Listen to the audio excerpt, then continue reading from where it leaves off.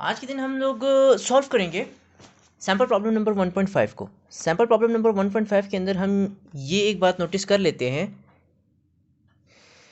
कि हमें गिवन है हमारा स्टेटमेंट। हम सबसे पहले पढ़ देते हैं। हमारा स्टेटमेंट है 200 ग्राम ऑफ पोटाशियम डाइक्रोमेट, इसे हम कहते हैं पोटाशियम डाइक्रोमेट, K2Cr2O7 का हम पोटाशियम डाइक्रोमेट कहते हैं।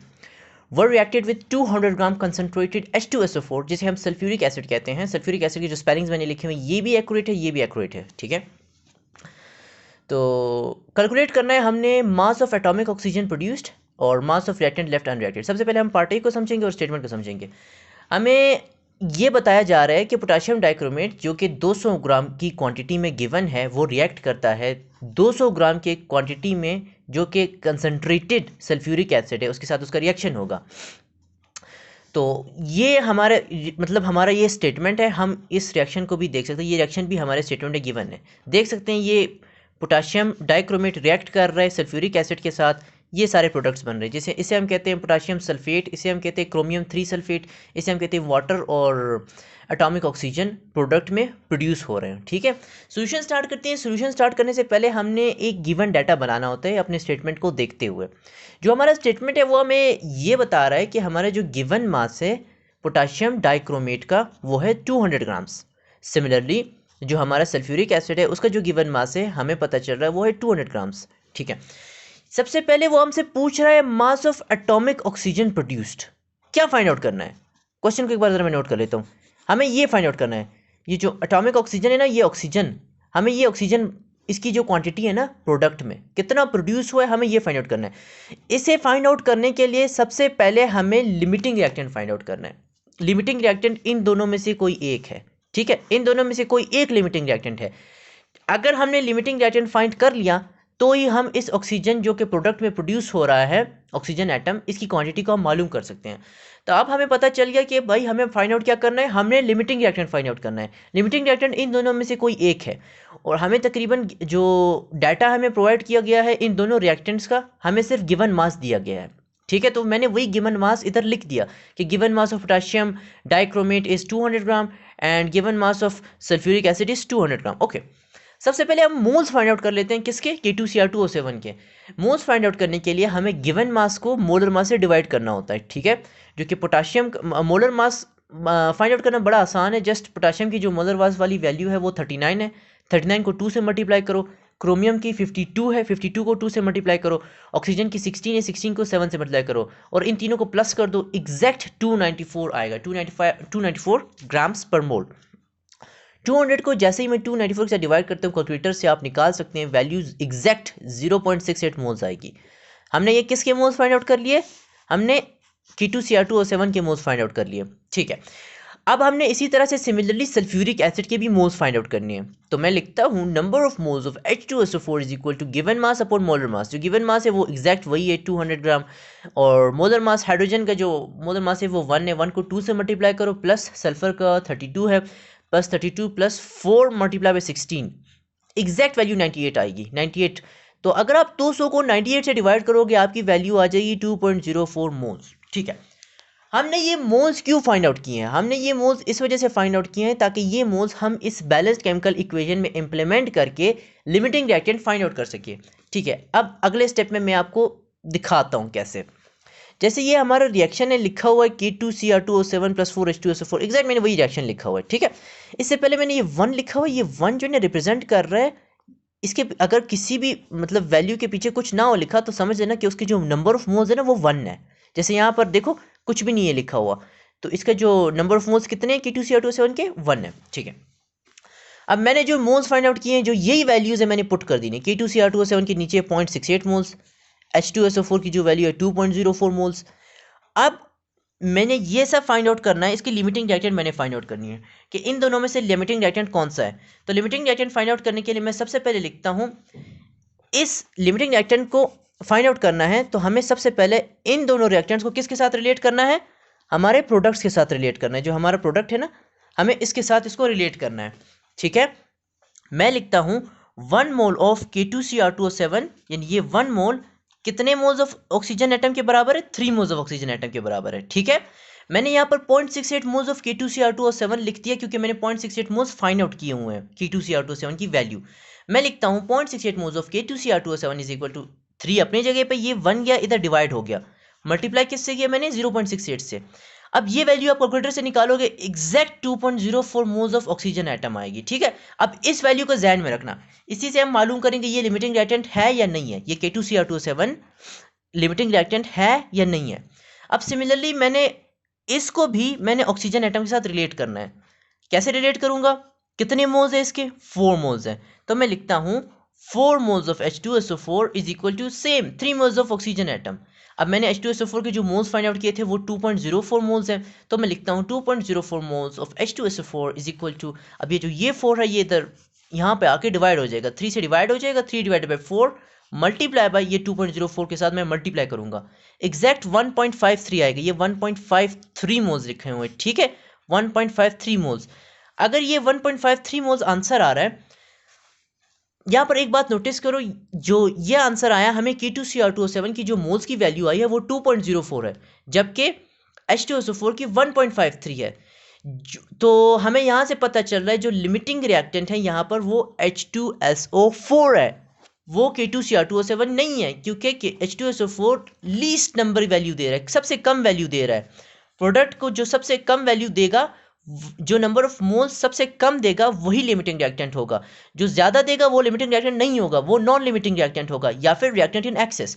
यहाँ से हमें ये पता चला कि ये रिएक्टेंट इन एक्सेस है, जबकि H2SO4 लिमिटिंग रिएक्टेंट है। अब हमने चूंकि लिमिटिंग रिएक्टेंट फाइंड आउट कर लिया, अब आगे सोल्यूशन बहुत आसान है।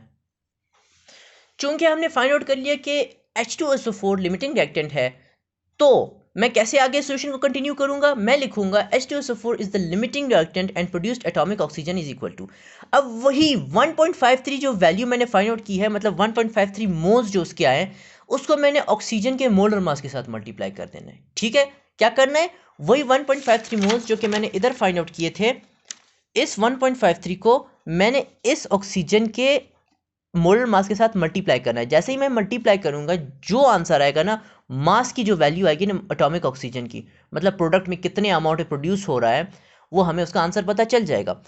ठीक है, यहाँ पर तुम लोग देख सकते हो मैंने एग्जैक्ट यही किया, 1.53 मोल्स उठाए, मल्टीप्लाई किया 16 के साथ, जो आंसर आया वो था 24.48 ग्राम्स। ठीक है, तो हमें यहाँ से मास ऑफ एटॉमिक ऑक्सीजन पता चल गया। क्या कैसे मालूम किया, मैं फिर से रिपीट कर रहा हूँ, इस तरह के न्यूमेरिकल्स को सॉल्व करने के लिए सबसे पहले आपको लिमिटिंग रिएक्टेंट फाइंड आउट करना होता है। लिमिटिंग रिएक्टेंट वो है जिसकी जो नंबर ऑफ मोल्स की वैल्यू हो वो सबसे कम हो, वो लिमिटिंग रिएक्टेंट है। और जैसे आप लिमिटिंग रिएक्टेंट फाइंड आउट कर लो, तो उसकी वैल्यू को आपने वो जो आपसे पूछा जा रहा है, जिसकी मास का आपसे पूछा जा रहा है, उसकी वैल्यू के साथ अपने मल्टीप्लाई कर देना है। ठीक है, सेम एग्जैक्ट केस है, आपने just limiting reactant find out करना है और कुछ भी नहीं, ये सारा गेम लिमिटिंग रिएक्टेंट का है। तो अभी अगर ये पार्ट समझ में आ गया तो पार्ट भी इजी है, उसके अंदर कोई ख़ास इतना सख्त नहीं है, इजी है। मास ऑफ रिएक्टेंट लेफ्ट अनरिएक्टेड। ठीक है जी, हमसे ये पूछा जा रहा है वो कौन सा रिएक्टेंट है जो कि मतलब लेफ्ट अनरिएक्टेड, मतलब जो रिएक्ट नहीं करेगा, जो बच जाएगा। सबसे पहले मैं तुम लोगों को लिमिटिंग रिएक्टेंट और नॉन लिमिटिंग रिएक्टेंट के बारे में कुछ बता देता हूँ। लिमिटिंग रिएक्टेंट वो रिएक्टेंट होता है जो कि कंप्लीटली रिएक्शंस में कंप्लीटली कंज्यूम हो जाए, मतलब ख़त्म हो जाए, जबकि नॉन लिमिटिंग रिएक्टेंट वो होता है जो कि कंप्लीटली कंज्यूम नहीं होता। ठीक है, तो अब ये हमसे पूछ रहे कौन सा रिएक्टेंट कंप्लीटली कंज्यूम नहीं होगा, यानी कंप्लीटली रिएक्ट नहीं करेगा। जाहिर सी बात है H2SO4 लिमिटिंग रिएक्टेंट है, वो तो कंप्लीटली कंज्यूम हो जाएगा, it will consume completely, it is a limiting reactant. लेकिन K2Cr2O7 लिमिटिंग रिएक्टेंट नहीं है, ये एक नॉन लिमिटिंग रिएक्टेंट है, तो ये जाहिर सी बात है ये कंप्लीटली कंज्यूम नहीं होगा। अब यहाँ पर वही सेम केस है, मैंने number of moles find out किए थे, यहाँ पर मैं फिर से चेक करके दिखा देता हूँ। ये देख लो, मैंने ये जो number of moles find out किए थे ना, 0.68 मोल्स और 2.04 मोल्स, इसके यही वैल्यूज़ मैंने वापस इस रिएक्शन में आके प्लेस कर देने हैं, ताकि मैं ये फाइंड आउट कर सकूँ नॉन लिमिटिंग रिएक्टेंट, यानी मतलब कितना रिएक्टेंट रिएक्ट नहीं करेगा, कितना रिएक्टेंट ऐसे ही पड़ा रहेगा। तो अभी बताता हूँ, जैसे मैंने लिखा we have 0.68 moles of K2Cr2O7 and 2.04 moles of H2SO4। ठीक है, रिएक्शन सेम लिखो, लेकिन मैंने जस्ट इन दो चीज़ों को यहाँ पर हाईलाइट किया हुआ, रेड मार्कर से मैंने लिखा हुआ है ताकि मैं पर्टिकुलरली इन दो चीज़ों को हाईलाइट कर सकूँ, क्योंकि हमारा सारा मेन गेम अब इधर इन दो चीज़ों से है। ठीक है, K2Cr2O7 के नीचे 0.68 मोल्स लिखो, H2SO4 के नीचे 2.04 मोल्स लिखो। ठीक है, अकॉर्डिंग टू द रिएक्शन, मैंने बताया ये लिमिटिंग रिएक्टेंट है, ये नॉन लिमिटिंग रिएक्टेंट है, ये कंप्लीटली कंज्यूम हो जाएगा, कंप्लीटली रिएक्ट कर जाएगा, ये कंप्लीटली रिएक्ट नहीं करेगा because it is non limiting reactant. Okay, मैं लिखता हूँ 4 moles of H2SO4 is equal to यहाँ पर 1 मोल ऑफ K2Cr2O7, ठीक है। फिर मैं लिखता हूँ 2.04 moles of H2SO4 is equal to, इस 4 को मैं यहाँ पर डिवाइड कर दूंगा और 2.4 की वैल्यू के साथ मल्टीप्लाई कर दूंगा। अब कैलकुलेटर से आप जैसे ही आंसर निकालोगे एग्जैक्ट 0.51 मोल्स आएगा ऑफ K2Cr2O7, ठीक है। अब हमें ये वैल्यू पता चल गई कि पोटाशियम डाइक्रोमेट की जो मोल्स में वैल्यू आ रही है रिएक्टेंट के अंदर वो 0.51 है, ठीक है। अब मैंने यहाँ पर सिमिलरली लिखना है number of moles of K2Cr2O7 left unreacted is equal to, इस वैल्यू को यानी जो नॉन लिमिटिंग रिएक्टेंट की वैल्यू है उससे माइनस कर देना है इस मोल्स की वैल्यू के साथ जो हमने अभी फाइंड आउट की हुई है। किस तरह से रिलेट करके, इन दोनों को आपस में हमने रिलेट किया, इन दोनों रिएक्टेंट्स को हमने आपस में रिलेट किया। लिमिटिंग रिएक्टेंट को हमने नॉन लिमिटिंग रिएक्टेंट के साथ रिलेट करने के बाद जो हमें वैल्यू आई वो 0.51 है। अब हमें इससे माइनस कर देना है। ओके, एग्जैक्टली आप माइनस करोगे 0.17 मोल्स आएगा, ठीक है। ठीक है जी, मोल्स आ गया, आंसर आपके पास मोल्स में आ गया। अब आपसे क्वेश्चन में क्या पूछा जा रहा है, मास में पूछा जा रहा है। मास में कन्वर्ट करना बहुत आसान है, फार्मूला क्या है, number of moles is equal to given mass upon molar mass. अगर मुझे मास फाइंड आउट करना हो तो मास एक जगह आएगा और नंबर ऑफ मोल्स को मैंने मल्टीप्लाई कर देना है, फार्मूला मास या फिर मोलर मास या फिर मोलिक्यूलर मास, इनमें कोई भी डिफरेंस नहीं है। ओके, तो चूंकि हम नॉन लिमिटिंग रिएक्टेंट यानी K2Cr2O7 की बात कर रहे हैं, अब मैं उसकी मोल्स की वैल्यू प्लेस कर देता हूँ 0.17। अब यहाँ पर जो फार्मूला मास है यानी मोलर मास है या फिर मोलिकुलर मास है वो मैं फाइंड आउट कर चुका हूँ। पोटाशियम की मैंने आपको वैल्यू बताई थी 39 है, 39 को 2 से मल्टीप्लाई करो प्लस 2 को मल्टीप्लाई करो 52 के साथ प्लस 7 मल्टीप्लाई बाय 16, जो वैल्यू आएगी वो 294 है। जैसे ही मैं 0.17 को 294 के साथ मल्टीप्लाई करता हूँ कैलकुलेटर के अंदर एग्जैक्ट 49.98 ग्राम्स आंसर आएगा, जो कि आपका आंसर है, इस क्वेश्चन का आंसर है। So mass of K2Cr2O7 left unreacted is equal to 49.98 gram, ठीक है।